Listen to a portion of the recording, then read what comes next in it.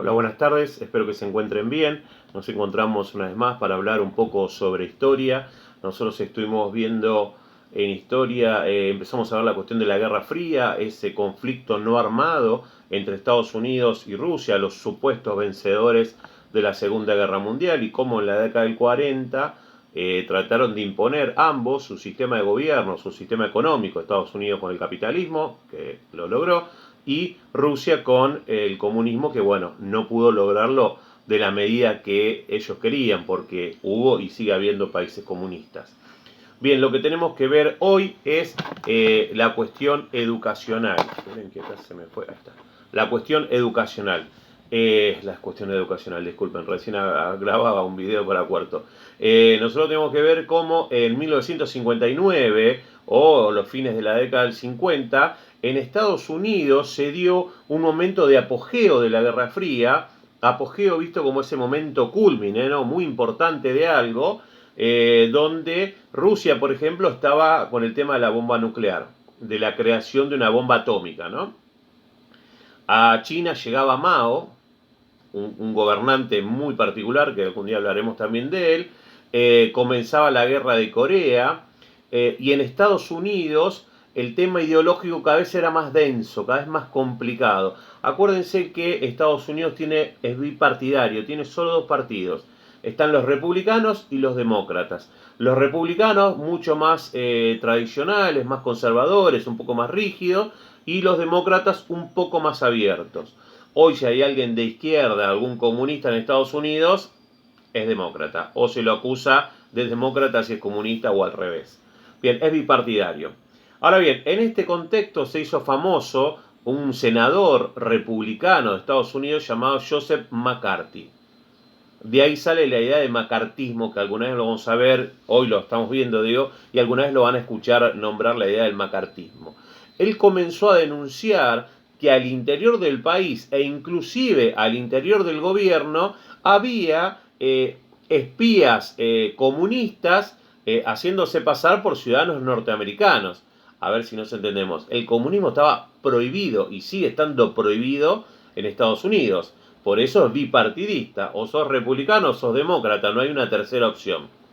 Entonces, McCarthy denuncia que tanto en Estados Unidos como en el gobierno inclusive había espías comunistas. Es decir, funcionarios norteamericanos que espiaban para el comunismo. Hay miles de películas, por eso decíamos que Estados Unidos parte de la Guerra Fría la termina ganando por la cultura de cine. Hay miles de películas que demuestran cómo un montón de rusos de chiquititos vienen a este país y se crían como norteamericanos con la idea de esperar en algún momento que alguien les diga ahora, empezá a actuar y nos decís qué pasa en Estados Unidos. Esa idea del espía ruso tiene miles de películas en su haber. Entonces, McCarthy empieza a denunciar espionaje, traición, infiltración dentro del gobierno de Estados Unidos, de un montón de gente que tenía simpatía con el comunismo. Entonces, esto lo pone frente a la Comisión de Actividades Antiamericanas. A ver si nos entendemos. Ser comunista era no ser americano, no estar a favor de tu país. McCarthy empieza a tener un poder que no tenían otros senadores, un poder muy importante, se le da mucho dinero para invertir en esta investigación de quién era o quién no era comunista. Entonces, cualquier ciudadano que vivía en Estados Unidos se lo podía investigar para ver si era un comunista encubierto. Bien, de esta manera se inicia lo que se llamó la caza de brujas. Ustedes piensen en una época medieval en donde una mujer, por el solo hecho de pensar distinto o tener algún conocimiento que la mujer no debía tener en ese momento, por ejemplo, sobre medicina, cómo curar el cuerpo o algo, era acusada de brujería. Bueno, acá cualquier ideología que tenga que ver con una tendencia hacia la izquierda, hacia el comunismo, ya era motivo de enjuiciamiento. ¿Qué quiere decir?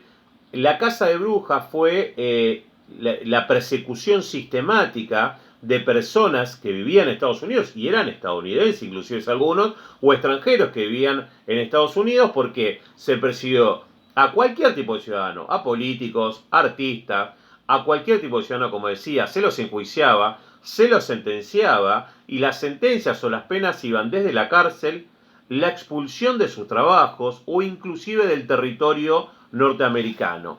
Alguna de las víctimas de esta casa de brujas fue Bertolt Brecht, que era considerado uno de los mejores escritores del teatro del siglo XX, directores de cine como Frank Capra, Elia Kazan, actores como Charles Chaplin. Charles Chaplin, con el tiempo y con las películas uno terminó a entender que él se declaraba comunista. Charles Chaplin termina una de sus mejores películas, Tiempos Modernos, si no me equivoco, con toda una marcha de personas que extendían una bandera roja, el rojo símbolo del comunismo. Entonces, Charles Chaplin con el tiempo sí demostró, sí, no hay ninguna duda, que tenía ideas comunistas, pero bueno, esas personas no eran dignas de ser estadounidenses para esta política y para este momento de la Guerra Fría. Otro de los que fueron perseguidos fue el científico Robert Oppenheimer, que fue el creador justamente de la bomba atómica, y esto junto a miles de personas que fueron enjuiciados y acusados de ser comunistas, dado que para ellos el ser comunista era un delito o el delito más grave que se podía cometer en ese momento, en la década del 50 en Estados Unidos. Ahora bien, más allá de las denuncias que hacía McCarthy, más allá de los enjuiciamientos hacia distintos ciudadanos extranjeros o norteamericanos o nativos norteamericanos, también hubo una gran censura en la prensa de las ideas comunistas. En las películas no podían tener una bandera roja, no podían hablar del comunismo, y en todo lo que son publicaciones escritas había censura. Censura significa que alguien te decía, esto no lo puedes escribir, y violaba toda libertad de expresión. Así fueron retirados de librerías y bibliotecas más de 30.000 libros. Uno de los libros que fue retirado en su momento fue Robin Hood. Porque la idea de Robin Hood es la idea de la justicia social, la de repartir a los que no tienen. Y esa era una bandera que se guardaban los comunistas para ellos. Bien, gente, hasta acá tenemos la idea de Casa de Brujas. Les voy a dejar una actividad. Pónganse al día con todas las actividades, por favor. Les mando un abrazo. Espero que se estén cuidando. La situación aparentemente vuelve a estar un poco más complicada. La vacuna todavía no es para todos, así que no podemos estar esperando la vacuna para solucionar esto, sino que lo debemos solucionar mediante cuidados, barbijo, distanciamiento social, hacer las actividades mínimas afuera de domicilio, y bueno, vamos a tener que bancar este tipo de clases por ahora. Les mando un abrazo, espero que se encuentren bien. Chau.